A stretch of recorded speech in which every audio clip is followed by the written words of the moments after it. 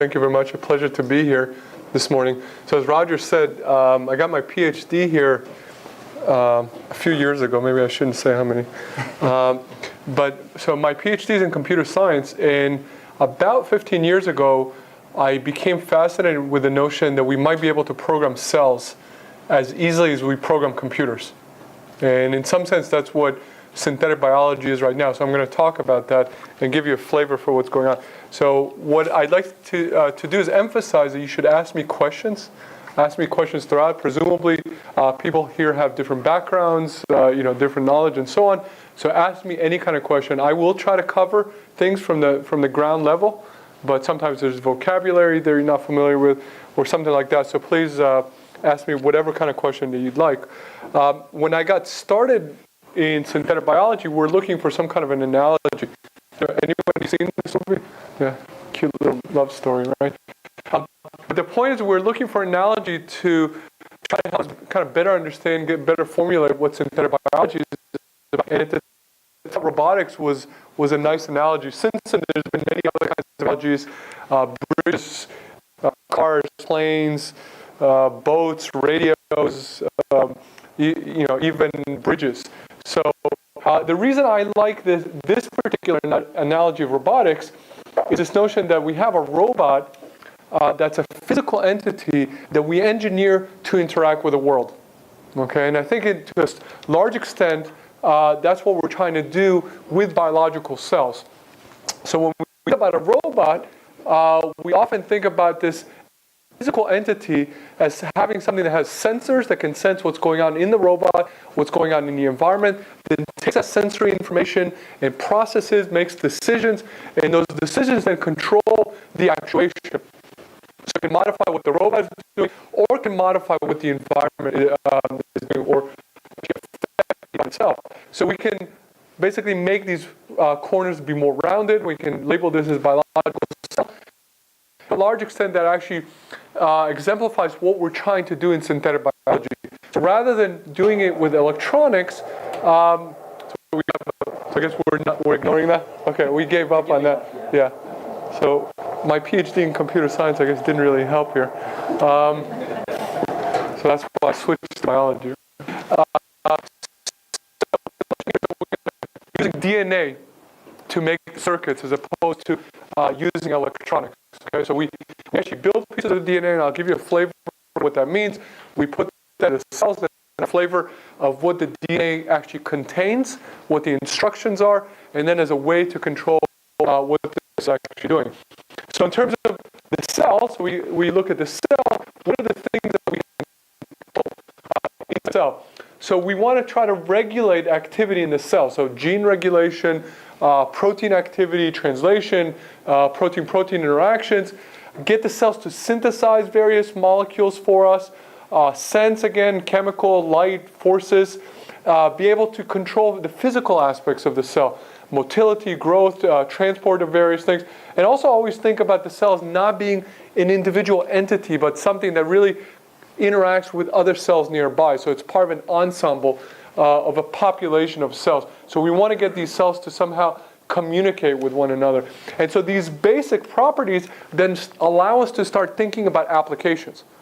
So what is it that we want to do with synthetic biology? So these are the various applications that are typically discussed.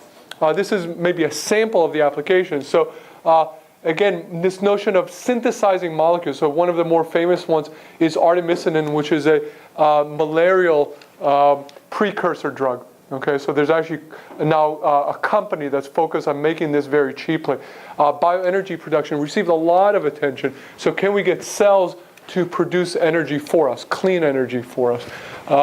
Toxin sensing, environmental remediation. So in the Gulf spill, for example, it would have been nice if we were able to engineer bacteria that would just go into the Gulf and clean up the oil spill, or maybe even aggregate the oil for us and give it back to us and say, here you go, don't worry about your spill, kind of thing.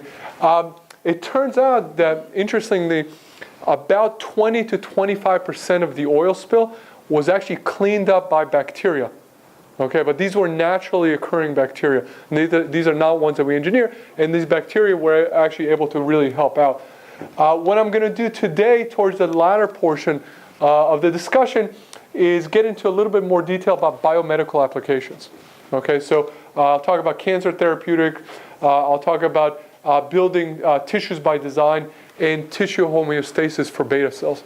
Okay, so in terms of my own lab, we focus a little bit more on these types of biomedical applications. Okay, so in terms of kind of defining synthetic biology, I guess everyone that you talk to in synthetic biology is going to give you a slightly different flavor for what it's about.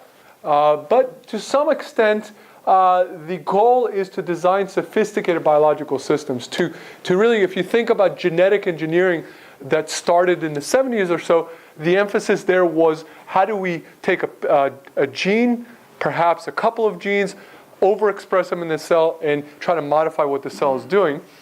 In synthetic biology, we're thinking about systems. We're trying to understand how to go from the individual gene for a couple of genes to really create large-scale genetic systems in a programmable fashion. And it's similar to the transition in a sense that systems biology provided. This notion that we're not looking just at an individual gene, individual protein, or even a portion of a pathway, but really about thinking about the systems as a whole. In systems biology, the emphasis is on analysis, and here the emphasis is on creation. Okay, so being able to think about, I want to have this particular behavior, how do I create something like that inside a living cell? And so what we try to do, many of the folks in synthetic biology are actually people that come from other disciplines and not necessarily biology. Actually, it's kind of surprising that most people are really not from the biological field. Okay, many people come from different engineering disciplines. And so what people bring to the table are these notions of how are we able to build computers, and I mentioned computers, cars, robots, and so on. And so these engineering practices have really helped us be able to handle the creation of these sophisticated systems. Okay, so this notion of having libraries of parts, testing them, having modules, using computer-aided design. So we're trying to bring a lot of these principles from the different engineering disciplines. Okay, but at the same time, and this is actually overlooked to some extent, is we have to understand what's different about the biological substrate. Okay, not really take it for granted, not oversimplify, not saying, look at a cell, oh, that's exactly like a computer. And if I know how to program, in Java, that means I know how to program a cell. Sometimes people actually, in a sense, use, think like that. And it's really important to understand what is different about biology. So for example, if I say, I want to take this component, this genetic component, characterize it, this other genetic component, characterize it, and put them together. Can I predict exactly what would happen?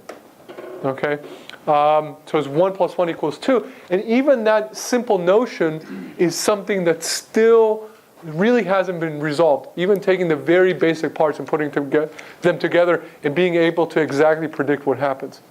Okay, which you imagine really would be necessary. Noise is a big issue, right? So biological systems have a lot of noise that we have to deal with. Cellular context. So when we build a genetic circuit, the operation of that genetic circuit really depends on where it is. Where is it operating? I mean, even if you put it in one type of bacteria and slightly change to a different type of bacteria, you can get vastly different behaviors. Okay? It's certainly quantitatively. And so it's important to understand that. Many other things, so I'm not going to go mutations we have to worry about, cell death. You have to worry about, so you really have unreliable components you have to deal with. And usually when I say this, people say, oh, well, you're using Windows. So, the situation is not that much different. It dies on you all the time. By the way, I actually just bought a couple of Macs. So I don't know, we'll see if my situation gets better. So I'll report on that in a few months, I guess. And so the bottom line is that we need to understand what works in different engineering disciplines and what is different about the biological substrate, and create a new engineering discipline. Okay, and that's what synthetic biology represents. And it's also important to understand that it doesn't have to be exactly like nature. Okay, so nature, really, there's a process of evolution that resulted in the genetic makeup of all living organisms, right? At least for now. That might change in 10, 20 years. That's actually not true. Maybe in the labs, all those organisms are not really evolved by nature anymore, right? But so the process of the evolution what happens is typically is there's some mutations going on, some genetic recombination, and you get a new organism that somehow is a better fit. It has better fitness in a particular context. Okay, so those are the rules. That's a rule by which evolution operates, and by the rule by which you get new versions of the DNA. And in synthetic biology, we really don't have to do that. So for example, we can make intermediate versions of these organisms. They're actually not robust, not very functional, don't really work very well, and learn from that. And then kind of leapfrog and make some drastic changes. Okay? So the other thing that we might want to do, that nature typically doesn't do very well, is make things that we understand. Right? So we'd like to create systems. Maybe they're not completely optimal, but we'll make version, a graduate student will make version 1.0 in order for the next graduate student comes in to be able to easily understand the system and make version 2.0. Right? So the notion of understanding is actually an important notion in synthetic biology, not so much in nature. Okay? So we really have to think about what are the rules that would work quite well for us as an engineering discipline, and not just one ad hoc construction of a single genetic circuit. So what I'll do today is I'll quickly go over DNA synthesis and assembly just to give you a flavor of what the DNA is all about. And really this has been a really important component, the driver for synthetic biology, for the progress in synthetic biology. So the similar kind of Moore's law driving electronics, advances in DNA synthesis and assembly have really been critical. Then I'll go into some basic design. So what is it? Parts, then taking parts, understanding what the parts are and building them and making modules out of them. Computer-aided design. So this is important. This is an emerging aspect of synthetic biology. And then I'll briefly go over, what can we do? Right, so besides building parts and modules, what is it? How do we think we can actually really radically change different fields? What is this notion of being able to program something? How does that change what we can do with respect, for example, for cancer and tissues and diabetes and so on? Okay, so in terms of DNA, so again, I want to emphasize, please, don't be shy, ask me questions. So now we're going to, in a few slides, we'll get a little bit more technical. So I do encourage you to ask me questions, and it doesn't have to be, it could be philosophical questions too. I can, I take those, or I can point to somebody else to answer them. We can have a discussion. So DNA synthesis, what are the scales here? So we often think about the size of the circuits that we're building, and so there's the notion of building individual genes. That's a typical scale that we think about. Start out with genetic engineering. I'll give you a couple of examples here. In terms of synthetic biology, we usually think about building genetic circuits. So that's the typical range that we think about, kind of a modular circuit to build. And then you can start thinking, well, beyond that, if we had 10 to the 5, less than 10 to the 6 basis, what can we do with that? And that's a region where you can already start thinking about minimal life. What does it take to create a piece of DNA that can actually support a living organism that would be at least somewhat independent? Yes? How do you build genetic circuits, and what are the principles in building DNA? Yeah, so great question. So ATGs, the ATGCs are the components in the genetic circuit. They're basically the alphabet, just like we have zeros and ones in computers and so on. They're the alphabet that we use, and then we arrange the ATGCs in a particular sequence where these sequences, portions of these sequences, encode particular function. Okay, so and I'll get into that in more details. But if you look here, for example, this represents a circular piece of DNA. That's a genetic sequence right here. And this portion right here, for example, represents something that's called a promoter. And I'll go back and describe that. That promoter is a sequence of DNA that regulates the production of a protein. Okay, so this promoter here regulates the production of this protein right here that's encoded in this yellow-orange. Okay, and so a genetic circuit typically consists of these promoter gene pairs. Okay, so we're going to have promoter gene here, promoter gene here, promoter gene, and something that actually replicates the DNA. Okay, and so that's how we encode a function on DNA. Is we typically have these promoter gene pairs, and they result when you put this into a cell. This results in the production of things like messenger RNA and things like proteins, which then are the things that actually really perform the work inside the cell. Yes? How do we ascertain that the functions are sequential or not? So you can say they're not. So we'll resolve that question, right? The function is not sequential. Okay? When you build a piece of DNA, it's sequential, right? So there's a particular sequence here, and the order, the actual letters that you have on there are very important because that's the thing that actually encodes the function. But when a cell looks at this, it doesn't care too much about the order in which this comes. There's all kinds of, so I don't want to get into all the the complexity, but structure matters. So how the DNA molecule is folded may matter. Cells sometimes make modifications to the DNA to make it less accessible, more accessible, and so on. But to a first approximation, it really doesn't matter what the order of the regulatory elements is. And it kind of everything, if you think about it, everything kind of happens in parallel. Okay, so it's going to regulate this in parallel to regulating this. Okay, now when the order matters, whenever it makes this particular protein over here, so there's a molecule that binds to the sequence right here, and then sequentially goes over these DNA bases, and then makes a protein. Okay, so it's kind of confined to yes. How do you debug the bug? How do you debug the bug? So mostly what you do, the easiest way to do that is make fluorescent proteins. Okay, so that's normally what's used at the basic level, is you make fluorescent proteins and they indicate what's going on. So that's kind of your, debugging statement, is to make fluorescent proteins. However, that's only useful for certain things. So sometimes if you have a circuit right here that makes that has some metabolic activity, then you want to monitor what small molecules are being made by the cells. So you have to use different things like mass spec. You have to use different pieces of equipment, right? Sometimes you would look at the morphology of the cell. So if you have a stem cell and you program it to differentiate to a neuron, for example, you can look under the microscope and see what's changing. You can use antibodies that are fluorescently tagged to find out whether that cell now has features on its surface that would be indicative of a neuron.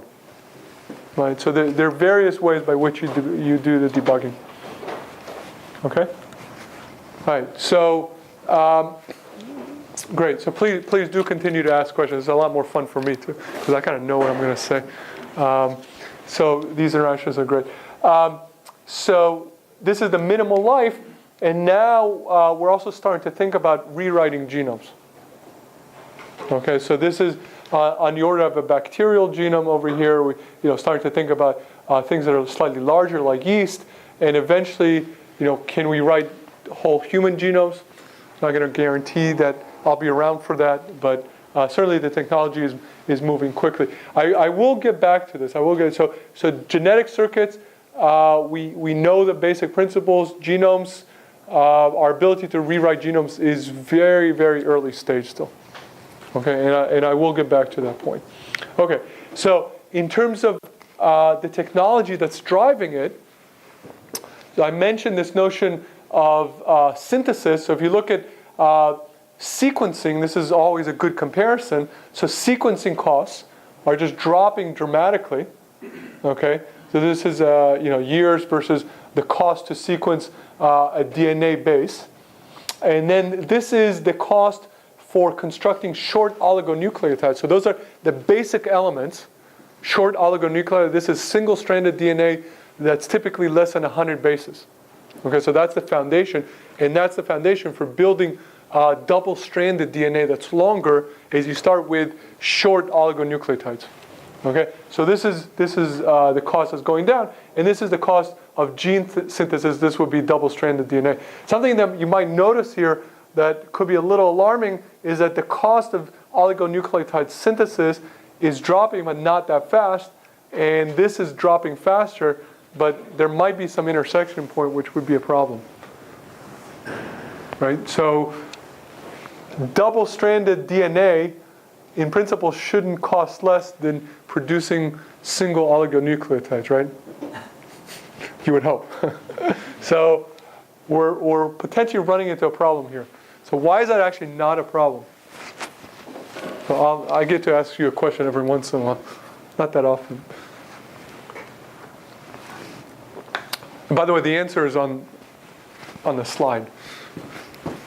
But how can that be that we look at this and we don't get, we get a little concerned, but we don't panic and, short stocks of synthetic biology companies?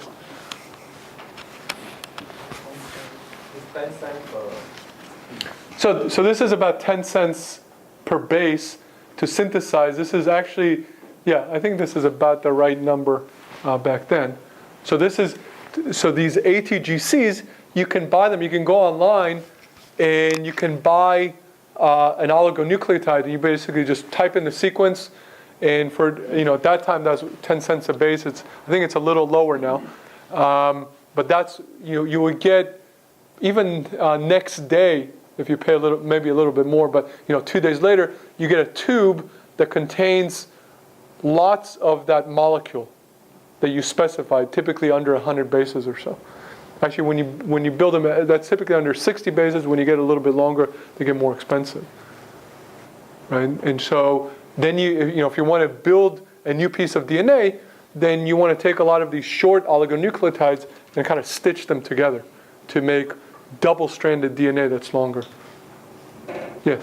How are they able to create the short nucleotides? Okay, so good. Without going into too much detail, what they do is they tether something to the surface, and then they wash one of the letters over it, and it basically is ligated to the thing that's tethered to the surface. So if you want to have ATTGG, then what you do is you first wash A, and then you fix it in there, you cap it, and then you wash the A away, and then you put in the next letter and the next letter. So you're building it one letter at a time. You're basically expanding the oligonucleotide one letter at a time. And then when you're done, you cleave it from the surface. And then you put it into a tube, and then you put it in FedEx or something. Right? So you build it one letter at a time. So I specified something, lots. Okay, so I'll give you the answer, I guess. So here I didn't specify how much I'm giving you. I told you that I'm going to give you a sequence of DNA, but I didn't tell you how much. So I didn't tell you how many molecules do you get. So you would get a tube. So a tube contains lots of molecules, right? And I said, that's the cost of getting that particular sequence, 100 bases or so. Right? You get many, many copies of those hundreds of bases. So the people have noticed that, and they said, well, rather than giving us lots of these molecules, what if we had this mechanism where we can print many different versions of 100 bases?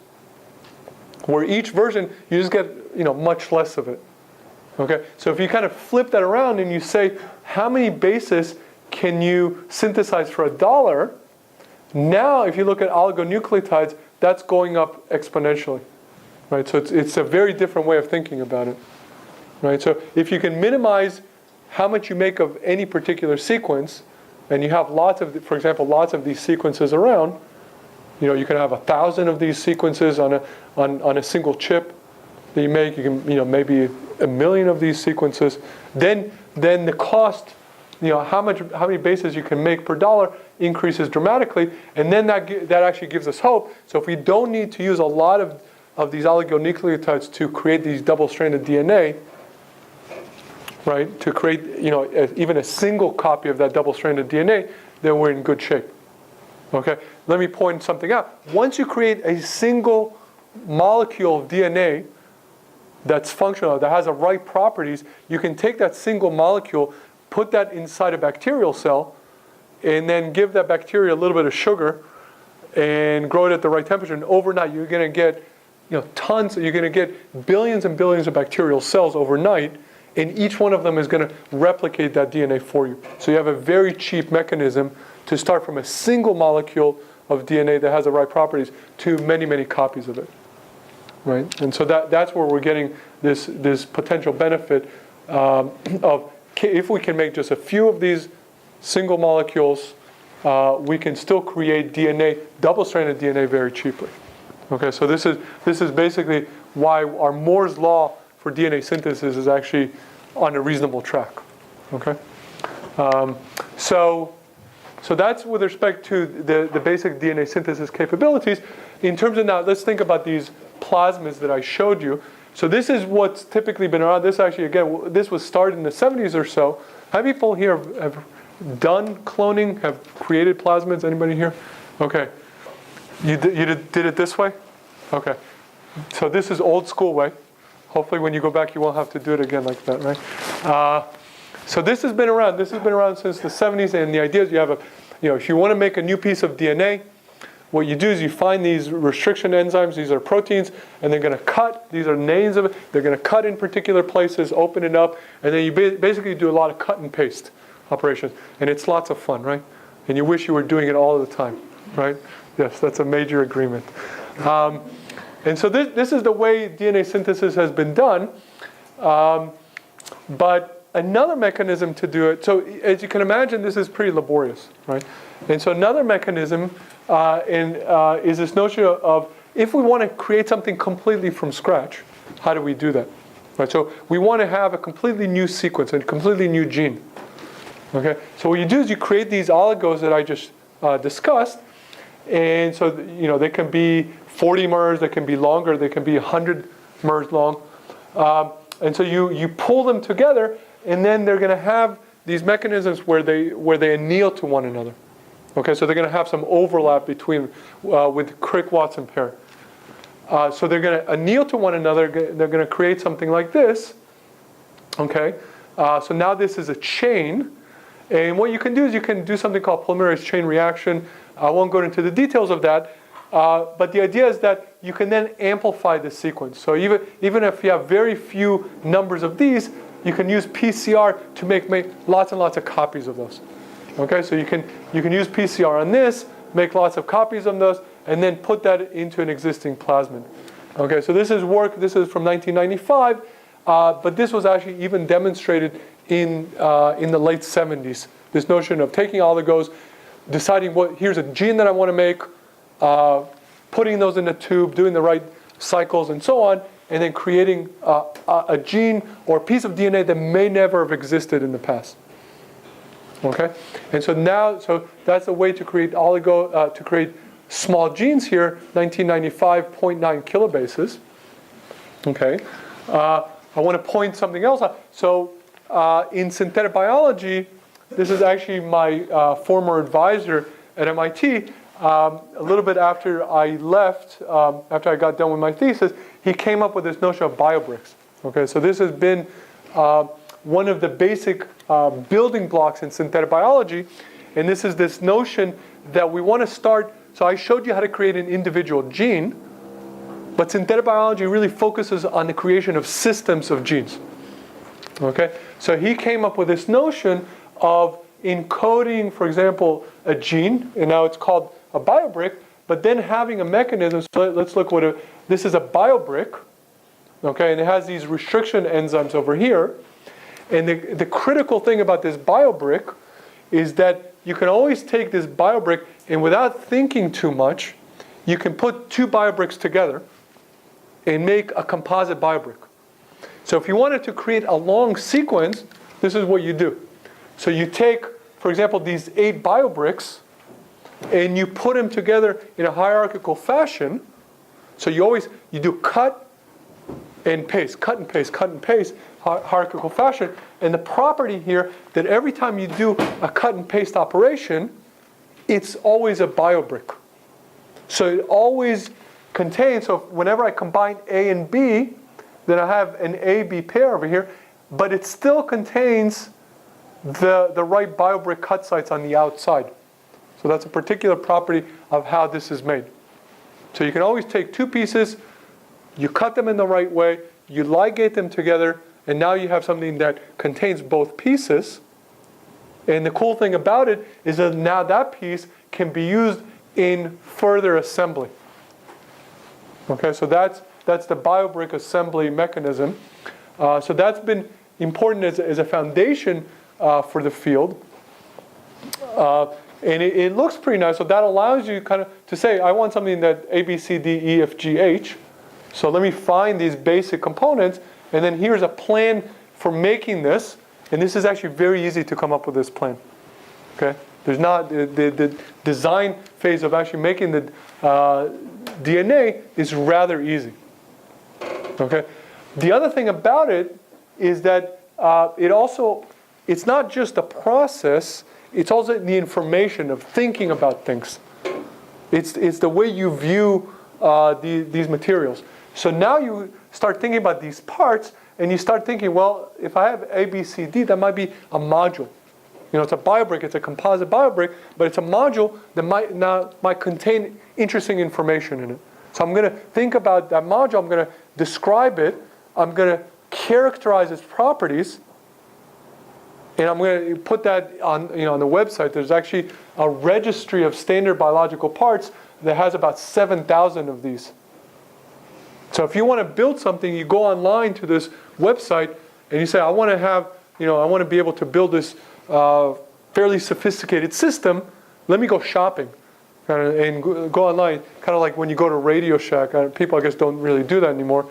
Back in the day, they used to do that. So you say, I want to build some composite system. Let me just go online, and I want to take this part, this part, this part, this part, and it's say, ask the registry, can you please give me these parts? And then you get them in the mail, and then you put them together, and you create your new system.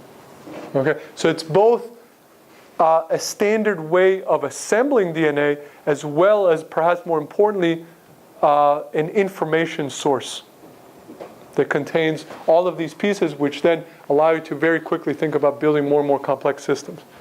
Right. Yes? So does each oligo, does that represent like a small portion of a protein or a protein? Yeah, so each oligo would be, for example, a part of the construction of a gene.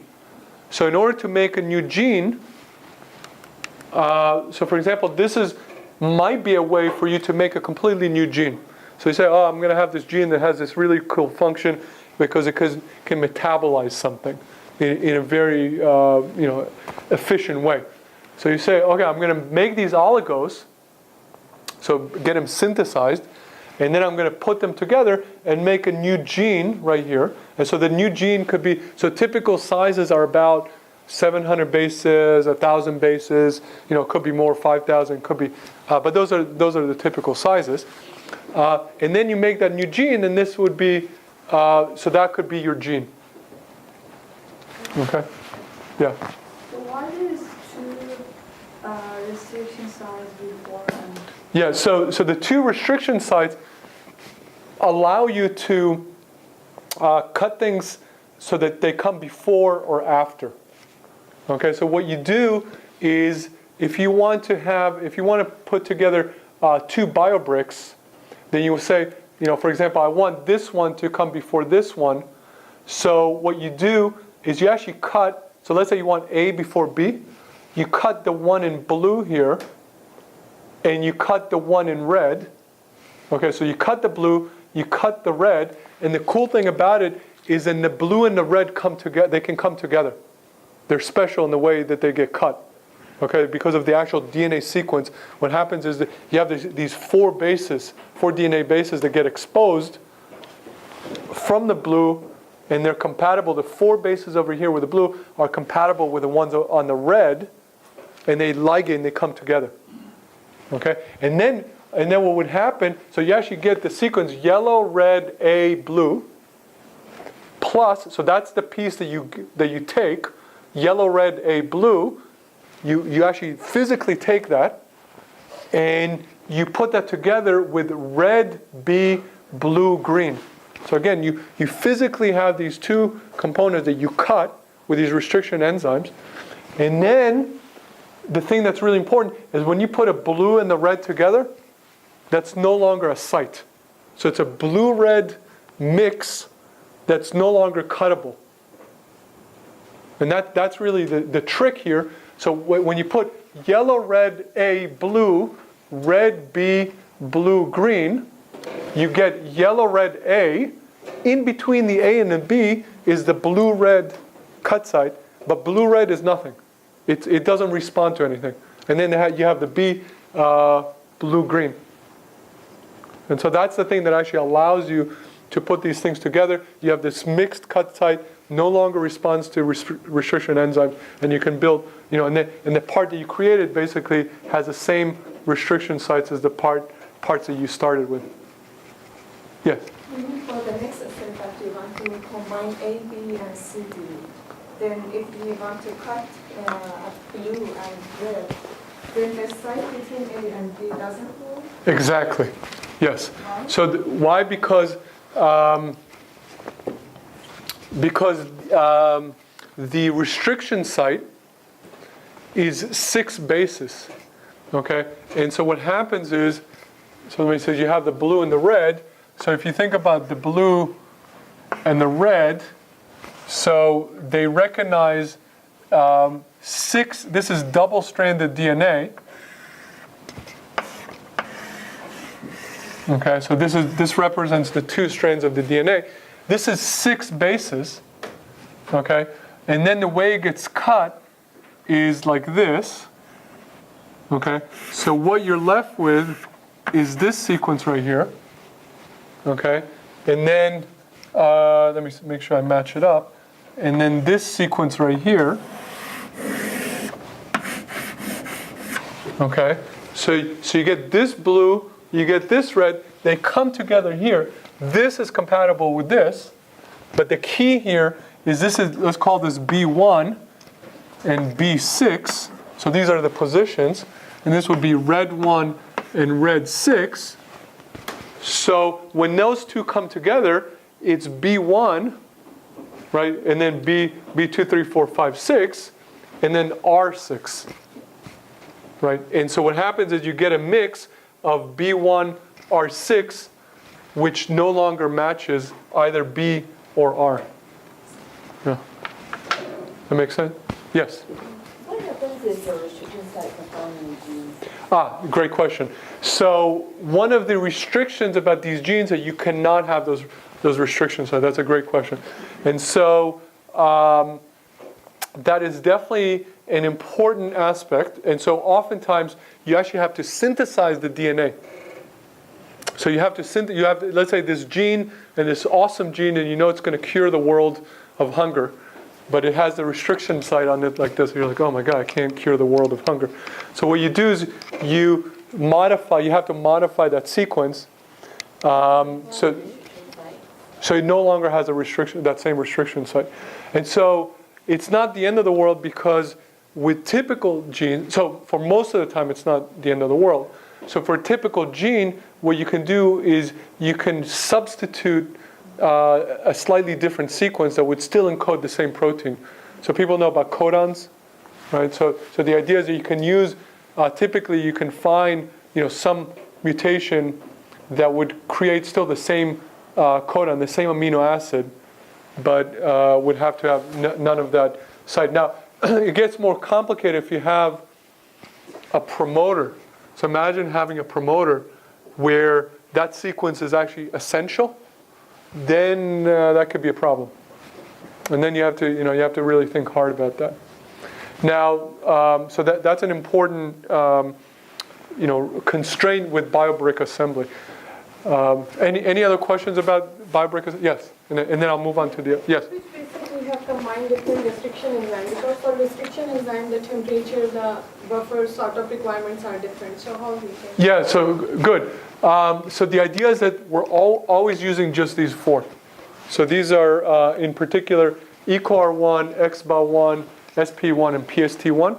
So those are the only ones that are ever used, and they have the exact same buffer. So they were chosen very carefully so that XBA1 and SP1 are compatible. Okay, they're compatible in terms of ligation, but also all of these enzymes are compatible in terms of their their buffer and restriction enzyme conditions. So same temperature, same inactivation. Yeah. So you always, so the nice thing about this is you always just use the same ones, but there are problems. So some of the things that we've mentioned here. So for example, one problem was that you restricted to a set of sequences. Now the other problem is that this, while in theory sounds pretty good, what happens if you have 90% success rate? 90% success rate in biology is awesome, right? But when you start thinking about these, building these trees, 90% success rate is really a problem, right? Because almost any tree of any kind of interest is going to have a problem. And when I say problem, it means that you just try to put these things together and they just don't want to come together. And then you're trying to figure out why, and this, it's just not working. And so this is kind of a limit in terms of sometimes our understanding of biochemistry and biology is that these things just don't want to come together. So does it have to do with the reaction?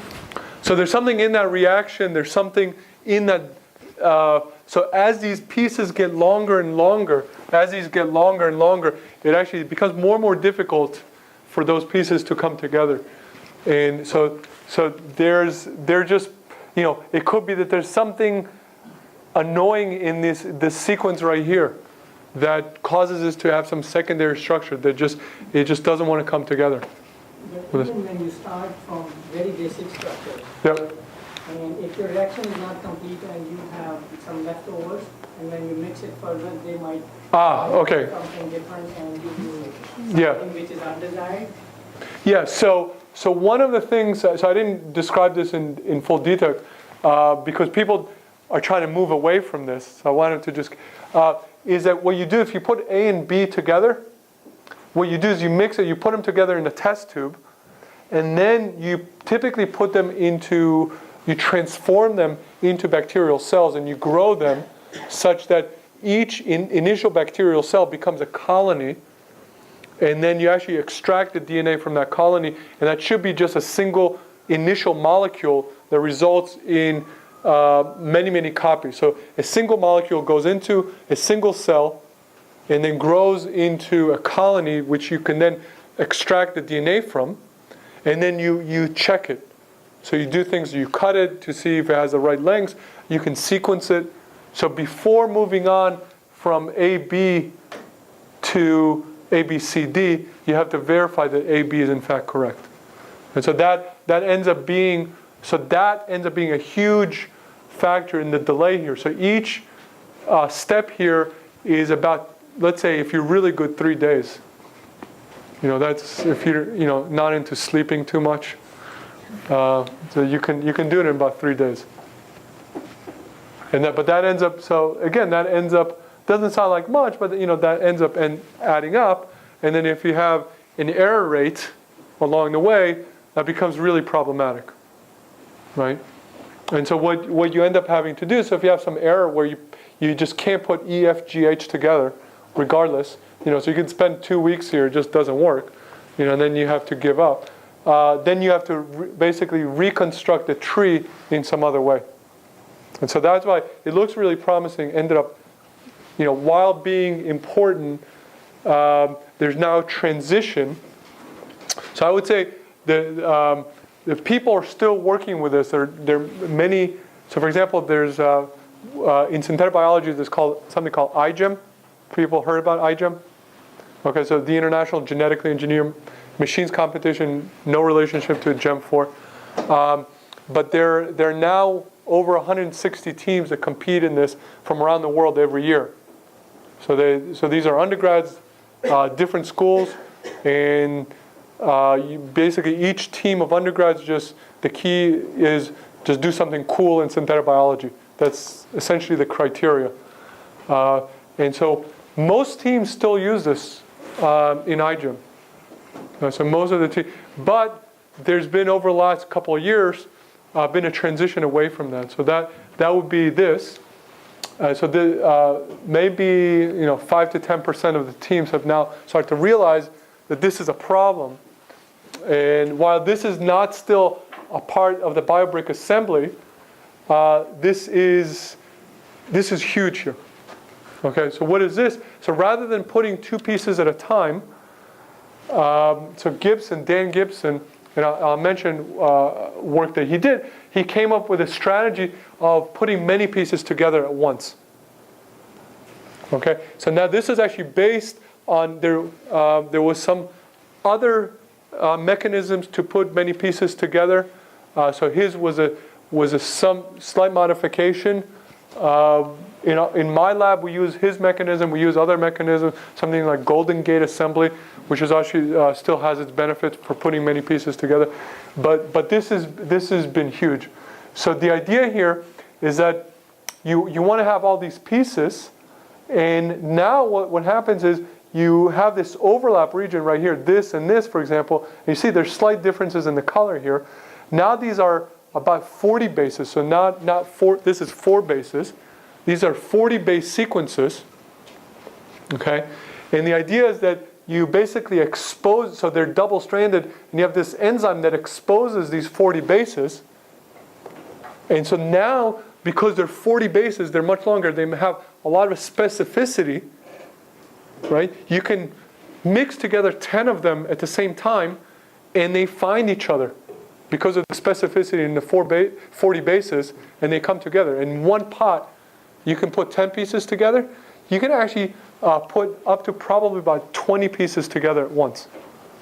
And so that's made a world of difference in terms of what we do. So the idea is that you take all these pieces in one pot, you put them together, there's a plasmid backbone that you ligate them, and you get something like this. And this would be on the order, same time scale. 3-4 days to make something that's on this, at this level of complexity. So in my lab, we do this now routinely. We can create something that has about, we've done up to about 15 regulatory elements that we put together. So it actually consists of first putting promoters and genes together. And then, so each one of those counts as one regulatory element, and we can put about 15 of those together. This whole process is in 1 week. Okay, and that's really transformed our capabilities of what we can do. So this is the new way of constructing DNA. So when you go back, I don't know if you're still into cloning. Yeah. Do you do any Gibson? I haven't. Okay. You want to write it down? Okay. So at least one person will benefit from this discussion. But this has really been, a huge transformation in what's possible with DNA synthesis. And now, like DNA synthesis and assembly, so I'm showing you this, is now kind of the wild, wild west. I mean, it's just unbelievable. There's so much activity. People realize, oh my God, there's potentially other ways of building DNA. This represents now, hopefully by the time you get home, this would still be relevant. But I know of other mechanisms that people are putting together now. We have one to ourselves that might replace this too, within a year or two. So it's a really exciting area. It means that when you commit to a particular method of doing DNA assembly, there's a huge commitment in terms of the infrastructure. You have to pay attention and realize that next year there could be something else that just blows us away, right? And that that's the thing that's going on right now in DNA synthesis. And probably many of you have heard about this now. So this is Craig Ventnor, and Dan Gibson is the one that came up with Gibbons Assembly. He did it because he wanted to create, in the Ventnor Institute, create a synthetic genome. Okay, so what they did is they had this company called Blue Heron create these basic building blocks. Okay, so they created these 1 kilobase cassettes, and then they put them together in multiple steps, and they put them together 10 at a time. So they took 10 pieces, they put them together, and they took 10 more of these pieces, put them together, and 10 to the X grows pretty fast, pretty quickly, and they're able to assemble something that's about 1 million bases. Okay, I think this project was about $40 million, so it's still a little expensive. But this was, this is something that received a lot of publicity in 2010, the creation of a bacterial cell that actually is fully created from oligonucleotides that were created in the lab. Okay, so have most people here heard about this? Okay. And so this is, this is what's been created. So it's Mycoplasma mycoides, and it has a couple of changes. Now, something that I want to emphasize here, and then I'm going to switch to design, is that while we have the ability to create 1 million bases now in the lab from scratch, this doesn't represent a new design. This is basically some existing design that you make a copy of, and then so he put a couple of different genes in there. Okay, one of them for antibiotic resistance, and he also, Craig Venter, put his initials in different places on the chromosome too. Tells you something about, yeah, all right. But that was it. I mean, basically a copy. It's a functional copy, so it's a great achievement, but it is a copy. Okay, so in terms of DNA synthesis, this has been really a nice progression, culminating in this 1 million bases of a single DNA molecule. And so, kind of switching over to the synthetic biology aspect, we did a study a few years ago. Actually, it's still relevant. This is in terms of what's going on. Okay, this is in terms of what's been created in synthetic biology in terms of a new design. Okay, rather than making an existing copy of a pathway, put together new pieces in a way that's never existed before. What's been accomplished? Okay, so we did a survey of the literature of experimental circuits that have been made, been shown to function, and so 4 regulatory elements in 2000. So by regulatory elements, I typically mean a promoter and something downstream of that. So 4 in 2000 have been kind of a lull. This is a moving average. So then 3, 4, 5, 6 in 2005. Okay, so 6 elements put together. And up to even today, there's not been a publication that has more than 6 new regulatory elements put together in a single circuit, which is pretty amazing. Okay, so the bottleneck really hasn't been necessarily the synthesis. That's been, we're getting, let me rephrase that. That hasn't been the ultimate bottleneck. It's helping us a lot when we can synthesize further. But our ability to design has been also a huge factor in this. Okay, so I'll talk about that. Now, I do have insider information. So where's this, Moore's law for circuit size, this is really, from my perspective, the definition of SynBio. I have insider information, including projects in my lab, that we're at least going beyond this 6 regulatory unit limit plateau. And so within the next year or so to have publications that have about 10 to 12 components in them. So I think there's at least a positive slope going on here. But that represents an important thing to consider, as well as an important opportunity.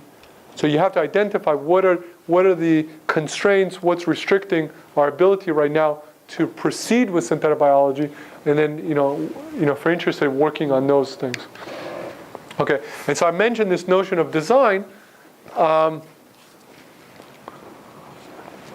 So I'll spend the rest of the lecture on that. So the idea is that we'd like to be able to, or at least those of us with a computer background, like to be able to think of some high-level behavior sitting in front of a computer, use computational resources to come up with a sequence, and then the DNA synthesis should be easy, right? So just press the print button, it goes to some DNA synthesis company, and it gives us the DNA in the mail. Right now it's about, you can get it down to about 25 cents a base. So it's not quite pocket change yet, but there's some indications that, again, as I mentioned before, it's going down and down and down. So you'll be able to really not do the DNA synthesis yourself. So hopefully, not for you guys, but maybe, in 5 years down the road, people will look back at this day and age where people do molecular cloning by hand and go, oh my God, those people suffered so much. We have so much pity for them. And really, all of this would be, automated and cheap and so on.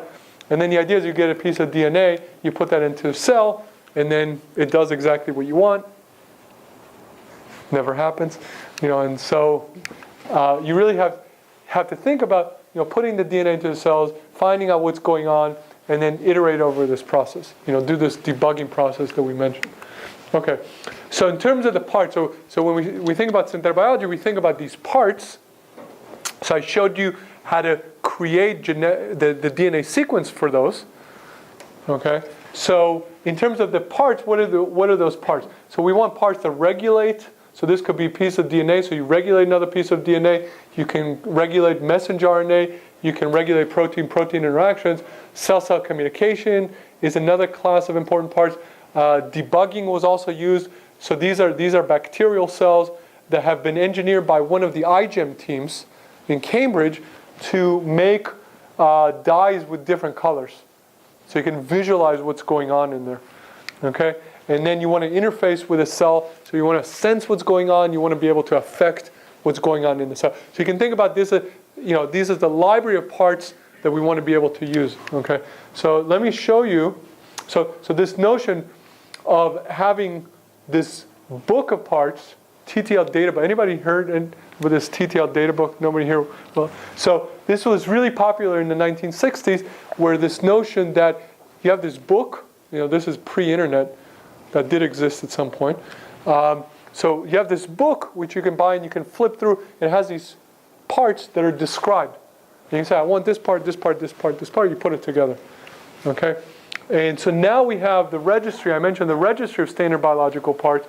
It's organized, it's accessible by parts. You have these parts, you have devices, systems, and so on. And you can get these, and put them together. Right? So it's all online. You can do your searches and so on. Okay, so what does a part look like? So here's probably one of the most basic parts. And so you can think about this part as doing a digital inversion. Okay? And so the idea is that we want to be able to regulate activity inside the cell. Okay, so this is a pretty simple part. So we're going to represent protein concentrations. They're going to represent signals. So you're going to have one input protein. And so if it's absent, that means it's a 0. And then we want the output protein to be at a high concentration. So these are going to be different proteins. And the idea is that if the input protein is not present, it allows a production of the output protein. So you have this molecule RNA polymerase, and you have this process of transcription and translation, which results in the production of the output protein. Okay, so this is a very simple, basic process inside the cells. And then when the input protein is present, it represses the production of the output protein. Right? So in principle, the question is, can we take this simple process and have this 0 to 1, 1 to 0 mapping? Right? And the thing that's critical about something like this is that that's really the basis. So this digital inverter is really the basis of computing.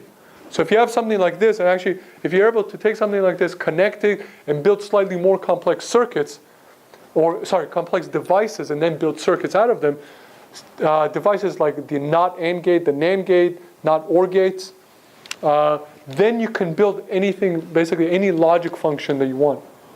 Right? This is the basis of computing.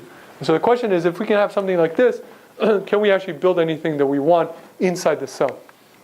So we want to have something that has basically this inversion, ideally in this kind of function. So this would be, so again, we're dealing with protein concentrations. That's something analog, right? There's some kind of analog concentration of that protein inside the cell, but we want to still have digital behavior. So how is that achieved?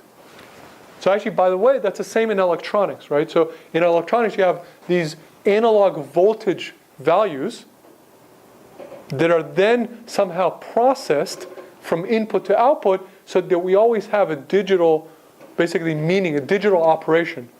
So it's always pretty much high and low, high or low. Okay?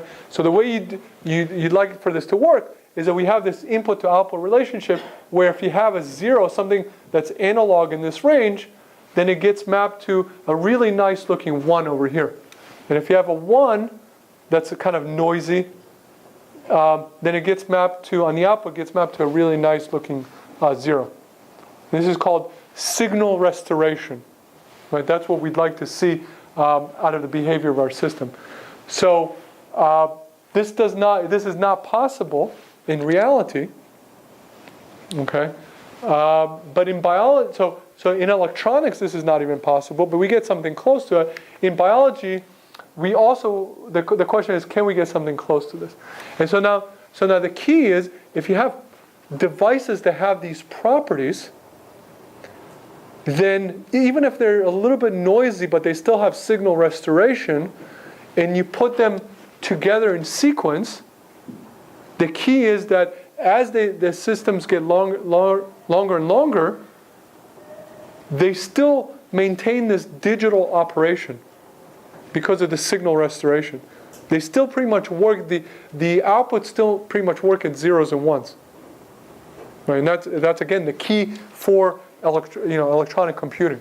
Is the fact that even if you have these basic electronic units, and there's a little bit of noise in the system, each element cleans up the noise and allows the digital operation to continue. Okay, and so let me skip this one. And so in my thesis, I was first characterizing this, what's called the transfer function, this input to output relationship. And then later on, when I went to Princeton, I asked the question, can we then take these noisy biological components, put them together in series, and would they give us digital behavior? Right? So this is a really important question. So if the answer is no, you put a lot of these pieces together and they just gets worse and it gets noisier and noisier, then we're kind of in trouble. Right? It's going to be very difficult to expand to get to larger systems. And so here we have a sequence of basically inverters like the ones that I showed you. And the question is, what happens to the output as the system gets longer and longer? And so let's just focus on the steady state behavior. This is input versus output. And what I'm showing you here is the blue is the first stage, the black is the second stage, and this orange-yellow is the third stage. And what I'm showing you is this is input to output mapping, that as the system gets longer, it actually becomes more and more digital. Okay, so we're really excited about this because that means that these noisy biological components actually have the right properties if we engineer them properly so that we can build large-scale systems out of them. Okay? So it makes sense? Yes? How do you deal with the fact that, like, with the computer analogy, that's sort of one stream at a time, right? Like a single calculation or something like serial processing. Whereas in the cell, we probably have like a lot of different factors contributing to the same thing. So how do you deal with that? So even in a computer, there's a lot of parallel processing that's taking place. So it's engineered parallel processing. It's kind of limited by our ability to design parallel processes. But if you think about an Intel chip, a quad processor, so it already is doing 4 things at a time, the quad processor. But even within the processor, there are many simultaneous activities that are taking place. There's things like pipelining and so on. So there's a lot of parallelism that's going on there. One thing that's quite different though, so parallelism is true for computer electronics. There normally is a clock. So normally things are synchronized. So even though you have parallel activities, they normally happen, every clock step something happens in synchrony. Which simplifies our ability to design complex systems. In cells, there are actually clocks, right? So we work by clock. But our clock time is slightly different. So we have our circadian rhythms, for example, right? So it's a good thing we do more than one operation per circadian clock cycle. But so we have to think about other ways of designing biological circuits that are not synchronous at that level. Let me also point out that there's actually a field of computer electronics that deals with asynchronous design. So this is not common, but there's a subset of people that really specialize in asynchronous design where you don't have to have a clock, right? So you can build a whole bunch of logic gates electronically and then just get them to work together asynchronously. And so actually a lot of those people that are experts in asynchronous electronic design are now really interested in the biological substrate. Yeah. So let me point this out. So what I want to do, I think for the second time, let me very quickly go through a few of these examples, and I'm going to skip over to a couple of these other examples that I mentioned. Okay, so I want to show you very quickly a few simple modules. So here's another one. This is a 1-bit memory, basically. Okay, so the idea about this 1-bit memory is that you have these two repressors, two proteins that repress each other. So it's basically like that inverter that I showed you. This is essentially an inverter with the ability to modulate it from the outside. So you have two repressors, they co-repress each other. And that means that basically only one of them should be dominant at one time. Okay? And you can then flip the switch externally. So the idea is if you add this molecule called IPTG, then you're able to basically turn it on. Okay, so turn it on means that this C1, the lambda repressor, also has a green fluorescent protein associated with it.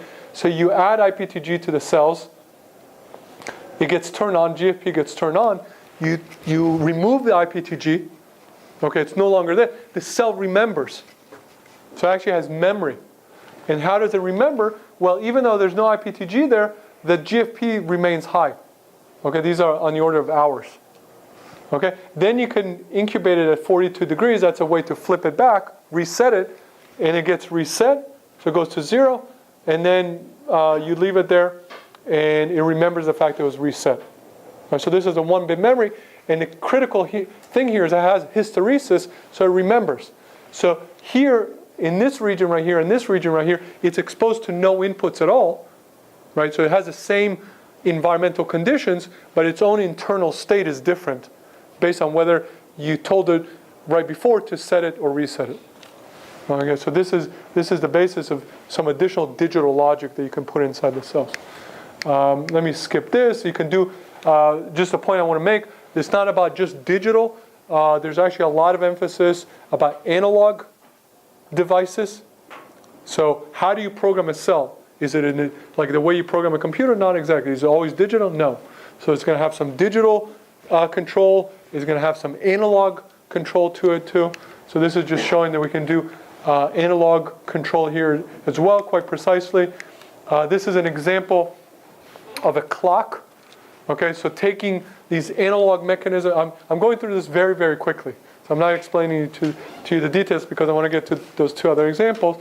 But if you do have a question, if you want to talk about this in more detail, I'm glad to stop and give you more detail. This is now a clock that was made in bacteria using cell-cell communication. So cells send a signal to their neighbors, and when they receive that signal, they make more of it, so it's a positive feedback loop. And at the same time, they make an enzyme that degrades it. So there's a fast positive feedback loop and a slower negative feedback loop. And when you combine those together, that's actually, by the way, this fast positive feedback coupled with a slower negative feedback is the basis for most clocks in cells. Circadian rhythms, for example, work based on this operation. Many clocks in biological cells have this kind of motif. So this actually, the design of the system is inspired by biological analysis. Okay, so it's looking at what works in biology and then trying to make it actually work in a synthetic biology context, actually, but modifying it slightly to also include the cell-cell communication. And so what happens is you have a community of cells. Let me show you what it looks like. So this is a microfluidic. These are all individual bacterial cells here. And you see initially not so synchronized, and they communicate with each other, and they're all really, doing this clock. They're fluorescing in synchrony, which is actually pretty cool. Here's another movie. So you see the bacterial cells, and then you have all these kind of shooting rays, which are kind of fun. Okay, so you can really, have fun with all these. This is actually part of the reason people get into synthetic biology. They want to, make cool things under the microscope. Here's something else. There's something that we did in my lab to get cell-cell communication. So this had more transient properties, and this what I showed you was done in 2010. This is work that we did in 2005. So the idea is to get cells to talk to one another. So again, because of time, I won't get into the details, but cells send messages back and forth, and they interpret, they process these messages, they look at the analog values of those, and they decide to make fluorescent proteins based on those analog concentrations. Okay? And so we have sender cells that send out messages, we have receiver cells that respond to those and make different colors. And without going to all the details on how it works, this is the experimental setup. We have initially undifferentiated cells. We put sender cells in the middle, and we have these cells basically respond to them. And so we can make patterns that look like this, basically programming the bacterial cells to communicate and then make patterns. And this is a variety of different patterns that we're able to make in bacteria. And so now, so we have this initial ability to create patterns by design. And now we're doing this also in mammalian stem cells. We don't have, quite a working heart in a cell culture, but we're taking the basic steps towards programming mammalian stem cells to talk to one another, create three-dimensional patterns by design, and then based on these patterns, make decisions to differentiate.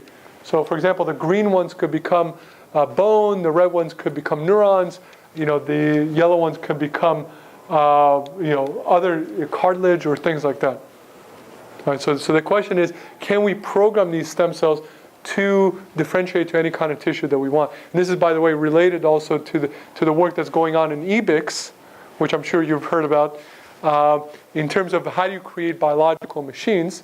So my take on it, and now going on and interacting with all the folks in EBICS, which has been tremendous, is I was mostly initially focused on cell-cell communication and information processing and so on, but now also interaction with the physical aspects, the cell motility, cell matrix interactions are really important. So taking all of these factors into consideration when creating these tissues by design. And really, it involves getting expertise from many different folks and bringing them all together. And remember that for when I speak next, because Okay. that's exactly what I'm going to pick up. Okay, great. Okay, so let me. So the idea would be to have a high-level specification and figure out how to engineer individual cells so that they interact with one another locally. So eventually they create this high-level behavior. Okay, so what I'm going to do now, we have 10 minutes left, so I'll skip to two applications, cancer, and also, I'll see if I get to this diabetes thing. So we're working on automation. I mentioned this notion of automation. We'd like to be able to write high-level programs and then have compilers that just generate these instructions so that a robot like this, so this is a robot in our lab, so this, hopefully in the future this will replace, I don't want to say replace graduate students, So it's not like you're going to be able to leave earlier, right? Your PhD is not going to take you 2 weeks. It's just that we're going to expect a lot more out of you. So this is when my graduates say, "Oh yeah, I can graduate much faster." No, that time is fixed. We just expect you to do it. But the cool thing is that the graduate students and the postdocs will be able to focus kind of on the high-level stuff, on the design, which I think is really where the cool parts happen. And so this is, by the way, so this, we've gotten the robot to do most of the assembly for us already. It's much easier to program a real robot than a biological robot. So I'm certain that we can get this fully automated, this within two months. There's nothing really fundamentally that difficult about it. Once you build the DNA, who knows what's going to happen inside the cell? That's much more difficult. So this is, so using compilers. What's the computational design tool of your future going to be? Are you going to write just computer programs?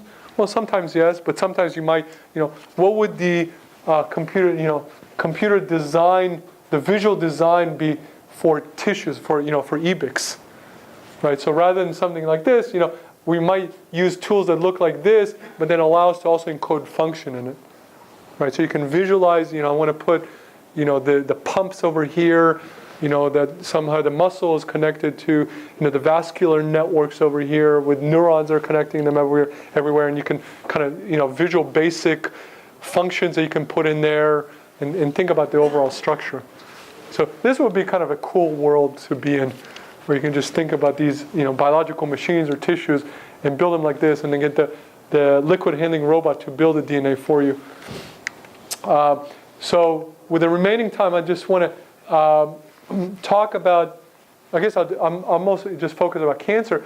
So tissues by design is one application that I'm really excited about. Another application is, if we can get, and this tissues by design is, I would say, a long-term goal.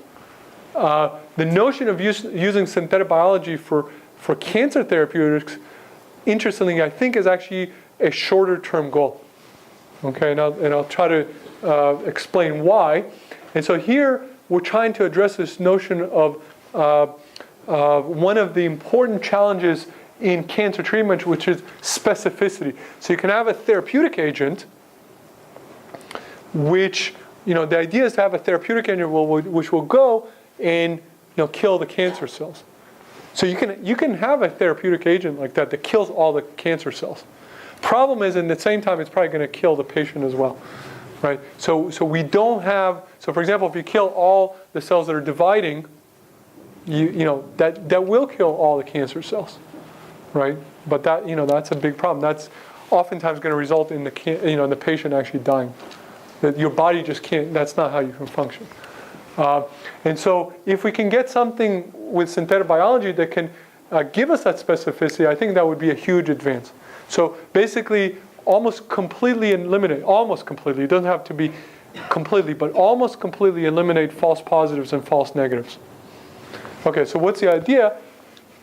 We'd have a therapeutic agent so for example, right now there are these agents that will look on the cell surface and try to make a decision about whether the cell is cancerous or not.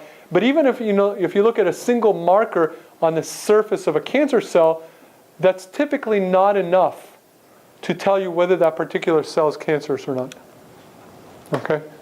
So the idea is that this agent goes inside the cell, and then all the information that you need is inside the cell. Right? So this therapeutic agent basically integrates multiple pieces of information inside the cell, and then makes a decision, which should be highly informed about whether to kill the cell or not. And by the way, even if this is not the cure for cancer, obviously I'm not going to stand here and guarantee that. There are many non-clinical applications for this.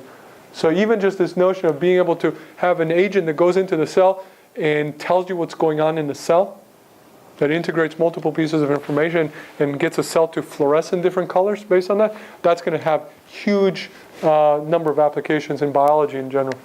Okay, so the idea is that we looked at cancer cells from HeLa cells. Anybody read this book about Henrietta Lacks? Okay, so this was in the New York Times bestseller. I haven't actually read it. Is it good? Not really. Yeah, that's what I heard. Too much story. Yeah, so I got my father-in-law to read it, and he said, "Yeah." So, anyways, but I still put it up there. So this is actually this cervical cancer. So this is actually this cell now propagated, this cell type propagated. There's probably more of this HeLa cell than any other cell in the world. But the idea is that, again, we'll have this therapeutic agent which we can uniquely identify HeLa cells versus all other cells. So what's the idea? So the high-level behavior is detect and kill HeLa cells. Here's a program. Okay, so this is the program that can distinguish that. This is a little bit ugly here, uses this notation, but the program is actually rather simple. Okay, so the idea is that these biomarkers have to be high, and these biomarkers have to be low, and that's a HeLa cell. Okay, so that's the hypothesis. And we base this hypothesis on bioinformatics data looking at our markers, which are microRNA. So we looked at what's known about microRNA levels, and we saw that if a particular cell has these microRNAs high and these low, that's pretty much a HeLa cell. Okay, so the nice thing about this is also a fairly compact profile. Right? This is hopefully something that we can build and put in maybe an engineered virus, so it goes into the cell and does its computation and then kills or not kills the cell. And the hope is that most cancer cells, and maybe even most cell types, would have just a sufficiently small profile, sufficiently small number of biomarkers, that if we can tell their levels, that's enough to distinguish that cell from all of the cell types. So we argue that this is a very generic way and general way to be able to target any cell. Okay, so the idea is that it would go, the circuit basically goes into the HeLa cells in green, and then does the computation, kills them, or other cells, and when it goes to these other cells, basic computation says no, and it does nothing. Okay, so let me, in the remaining 2 minutes, I guess, show you how this works. Okay, how does this actually, what's the kind of quote-unquote magic behind this? So we need sensors, and we need a way to integrate sensory information. Okay, so we need sensors that respond. The simple one is a response when the microRNA, our biomarker, is low. Okay, this is actually a pretty simple sensor. Okay, so we have a piece of DNA, we have messenger RNA that gets made, and then microRNA is this small molecule inside the cell that degrades messenger RNA. Okay, and so what we did is, this is endogenous. So this is microRNA. These 6 biomarkers were endogenous, right? And so if the microRNA, so what we did is we created this output messenger that we synthetically put these microRNA target sites on, such that if this microRNA endogenously is high, then it degrades this and the output is low. And if the level of this microRNA is low, then the output is high. So that's how you build what we call a HeLa low sensor. It's like the inverter that I showed you, in a sense. But it's sensing the microRNA that's endogenous to the cell. Okay, and then you can, the nice thing about this is in a fairly straightforward fashion, you can create a multi-input logic gate. Okay, and so here the idea is this is basically an AND gate of inverters. Okay, meaning that the output is high only when all the inputs are low. Okay, so it has to be the case. If any one of these inputs is high, that's enough to degrade the output. So this is basically like the AND gate of NOT. Okay, so that's how you can build a multi-input logic circuit. So how do you build? So that's how we get the AND of the low sensors. How do you build a high sensor? A high sensor meaning that when the input is high, you want the output to be high. So what you do is you connect this low sensor essentially to the inverter that I showed you in the beginning. So basically, to get a high sensor, you do not. Okay, and so that's the way it works. So that you could do the not operation. So it's a combined. These repress this repressor. This repressor is actually the same repressor that represses the final output over here. So, but it has to get repressed both from here and from here in order for this output to actually be high. So that's how you create a multi-input AND gate that responds to basically high sensors. Okay? And so you take this, so that's the high sensors, you add this, so you can fuse them together, and then you get this entire logic function. Okay? So I went over this a bit quickly because of time. Now you see this is pretty complex. Right? This is something you think about, synthetically, we have to create all these interactions, we have to get everything lined up, but it does work. And so, without going into all the details, we get this to work. It does recognize HeLa cells actually versus other cancer cells. So it's even cancer type specific. It'd be okay if it killed other cancer cells. So we didn't really design it. We designed it to be to have it distinguish between HeLa cells and healthy cells. If a byproduct that kills other cancer cells, no problem. We won't get sued over that. But we wanted here to demonstrate that it's the specificity, as opposed to just the general cancer killing. And it does work, and it does not just fluoresces in the right color, but it also kills. So when we put a killer protein, it will kill this is all in cell culture, it will kill the HeLa cells and basically not really harm the non-HeLa cells. Okay, so now we're working on taking this from, a proof of principle concept in cell culture to trying to understand, what is it going to take to actually make a therapeutic out of this.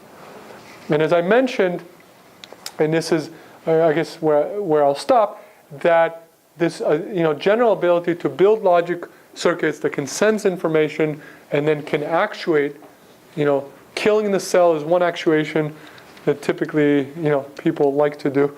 But there are other kinds of actuation. So, for example, differentiation, right? So sense what's going on in the cell and then carry out a differentiation process, so on.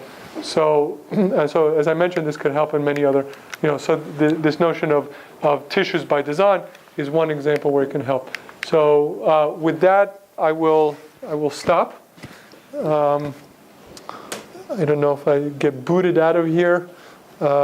Whether Will you be around to answer questions during the break? Yeah, so I can hang out during the break. You're welcome to come back for lunch if you'd like. Okay. It's in Yeah. Pi 314. Okay. Yeah. This is kind of my prediction, so I'll leave it out there. But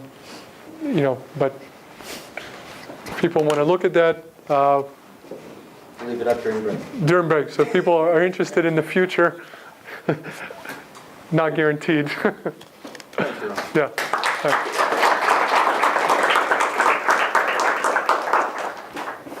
So we'll take a 15-minute break.